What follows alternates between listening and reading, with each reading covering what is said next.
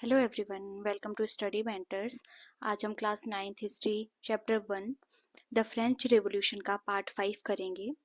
जिसमें हम टॉपिक पढ़ने वाले हैं वो है द एबॉलिशन ऑफ स्लेवरी। ठीक है, कि आखिर ये स्लेवरी क्या थी, ठीक है, और ट्रायंगुलर स्लेव ट्रेड क्या था, और लॉ ऑफ स्लेवरी, आखिर स्लेवरी के लिए क्या क्या लॉ बने। सबसे पहले हम इंट्रोडक्शन में पढ़ेंगे कि जो सबसे अच्छा सोशल रिफॉर्म आया था जैकोबिन क्लब के टाइम पे वो ये था कि उन्होंने स्लेवरी को ख़त्म कर दिया था फ्रेंच कॉलोनीज में। ठीक है, कॉलोनीज थी जो कैरेबियन, मार्टिनिक्यू, गुआडिलोप, सैन डोमिनिको, ये इंपॉर्टेंट सप्लायर्स थे किस किस के, tobacco, Indigo, sugar and coffee के। ठीक है, जो यूरोपियंस थे वो अनविलिंगनेस थी उनकी, मतलब वो जाना नहीं चाहते थे कहीं भी दूर काम करने के लिए। ठीक है, क्योंकि वो उनके लिए अनफेमिलियर लैंड थी, वो उस लैंड को जानते ही नहीं है, जिसकी वजह से जो प्लांटेशन थी उसमें शॉर्टेज हो रही थी लेबर की। ओके, अब हम यहाँ पर पढ़ेंगे कि आखिर ट्रायंगुलर स्लेव ट्रेड क्या था। अब लेबर रिक्वायरमेंट है, मैंने अभी आपको बताया कि लेबर की कमी पड़ रही थी, तो जो लेबर रिक्वायरमेंट थी वो कहाँ से पूरी हो रही थी, ट्रायंगुलर स्लेव ट्रेड से पूरी हो रही थी। ठीक है, अब ये ट्रायंगुलर स्लेव ट्रेड किस किसके बीच में था, ये था Europe, Africa and the Americas के बीच में। ठीक है, जो स्लेव ट्रेड था ये 17th सेंचुरी से स्टार्ट हुआ।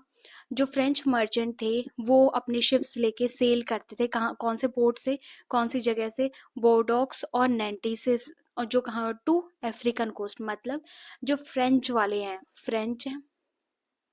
जो फ्रेंच मर्चेंट हैं वो कहाँ जा रहे हैं, वो जिस पोर्ट से जा रहे हैं उसका नाम है बोर्डोक्स, बोर्डियोक्स और नैंटीज। ठीक है, और ये कहाँ जा रहे हैं, टू, ये जा रहे हैं अफ्रीकन कोस्ट। ठीक है, जहां पर ये लोकल चीफटन से, मतलब जो लोकल वहाँ के ये समझ लो जो लोकल वहाँ के बॉस है वहां से ये स्लेव खरीदते थे।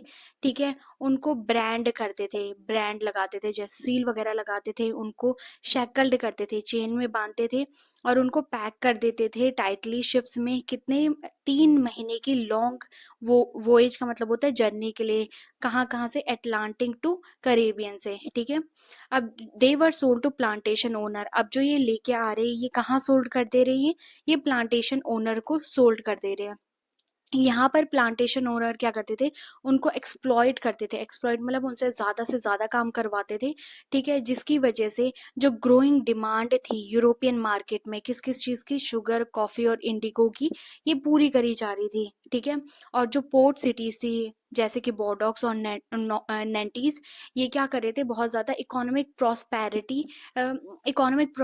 आ रही थी। क्यों, क्योंकि यहाँ पर ही तो स्लेव को लाया जा रहा है, और यहाँ पर जब मर्चेंट स्लेव को लेके आ रहे थे तो यहीं से तो उनको बेचते थे, जिसकी वजह से जो स्लेव ट्रेड था वो बहुत ज़्यादा फ्लोरिश, मीन्स बहुत ज़्यादा बढ़ रहा था।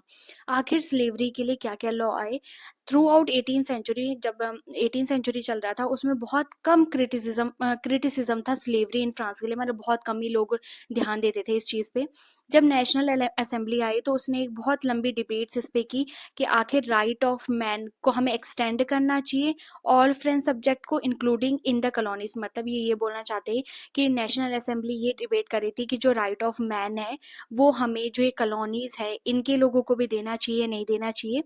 लेकिन इन्होंने कभी कोई भी लॉ पास नहीं किया। क्यों, क्योंकि ये इन्हें डर था कि जो बड़े बड़े बिजनेसमैन हैं जिनकी इनकम स्लेव ट्रेड पे डिपेंड करती है, वो ये उनसे डरते थे। ठीक है, कन्वेंशन 1794 में एक लॉ बना जिसमें था कि सारे स्लेव्स को क्या कर दिया जाए, फ्री कर दिया जाए।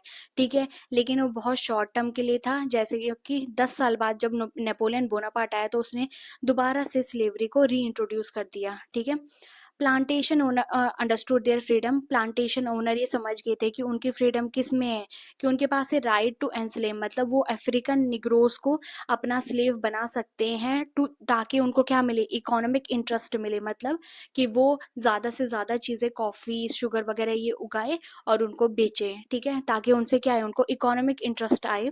लास्ट में जाके slavery was abolished in French colonies इन 1848। 1848 में जाके जो ये स्लेवरी थी ये बैन कर दी गई फ्रेंच कॉलोनीज में। ठीक है, थैंक यू फॉर वॉचिंग। अगर आपको मेरा वीडियोस अच्छा लगा हो तो please like, share and subscribe. Thank you.